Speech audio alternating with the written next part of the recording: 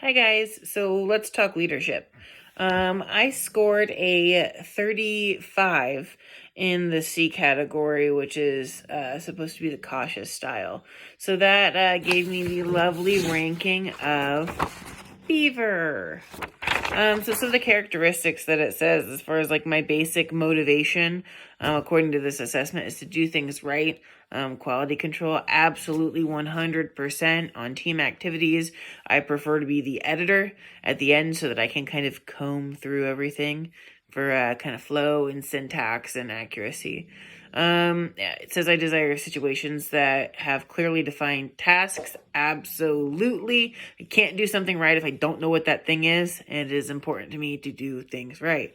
Security in relationships and situations. Yes, yes, yes. Team participation. Yeah, I could go either way on team participation. Sometimes I get that little dominance factor in, which I scored a 27 in. That comes over and says, well, if you're not going to do it, then I'm going to just go ahead and do it for the rest of us, and we can all go down with my superior quality work, as arrogant as that is. Let's see, stability. Yes, absolutely. That is one of my highest prizes in life, along with security. I do not like taking risks. I don't enjoy it. I have to convince myself every time that it's worth it to take a risk. And that I prefer things that require precision planning and careful planning and reading the instructions. Absolutely. It says that I would respond best to others that provide reassurance consistently. Yeah, I could take it or leave it. Maintain a supportive atmosphere or provide an open door policy for questions. That is incredibly important for me. Like, I have to feel safe to be able to bounce ideas off or to get like supervision or criticism. And then like I like it spelled out how to operate. If you expect me to do something a certain way, I would like that spelled out in writing, cleared, dotted, crossed in a T, as to what that is. It says I need to learn that total support isn't always possible, thorough explanation isn't everything, and deadlines must be met. Predictability does not equal being boring. I don't worry that predictability is boring because I'd rather be safe than exciting.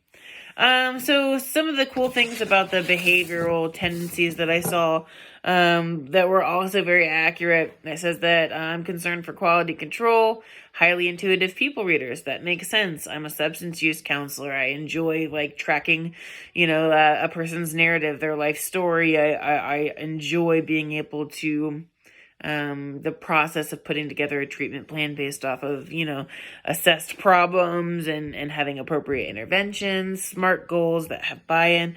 I really enjoy that kind of process. Motivated by the correct or proper way to do something, 1000%. I think that for the most part, I'm disciplined. Sometimes my attention goes off in different directions. But when it comes time to get something done, when push comes to shove, even in the last like 20 minutes, I'll get it done 9 times out of 10. I do have a basic fear of criticism or of my work or effort. If I've put effort into something and the reception of that is this isn't good enough, or you've done the wrong thing, I notoriously take that poorly. In fact, that actually happened to me in one of these social work classes, that I clearly misunderstood the nature of the assignment and put together something that I thought was above and beyond and wonderful, and I was really, really, really upset when I failed that assignment. Let's see, limitations. I can be overly critical and demanding of both myself and others because guess what? High standards. And I rarely vocalize my criticism. Absolutely. I expect you to read my mind. Duh. You should be able to tell by the look on my face that I'm not interested. Yeah, okay, so I'm exaggerating, but that's not far from the truth. I do tend to be very overly critical, and if you didn't do it right, I'm going to go behind you and redo it. Just ask my boyfriend about folding laundry. I will refold every piece of laundry in that basket and be just as mad as if they weren't folded. So some situational examples. It says, as far as like being the kid in ceramics class, Yeah, I found most of these to be pretty accurate. I think the ones that were the highlights for me were as a combat general, it says that people that were high seas would inventory supplies and vow to not attack until every piece of equipment he needs is delivered. I think that's absolutely right. I am not jumping into a risky situation if I don't have all my ducks in a row. That's absolutely not going to happen. Like, we're going to cross those I's and dot those T's and before we take any action whatsoever. Otherwise, we just won't take an action.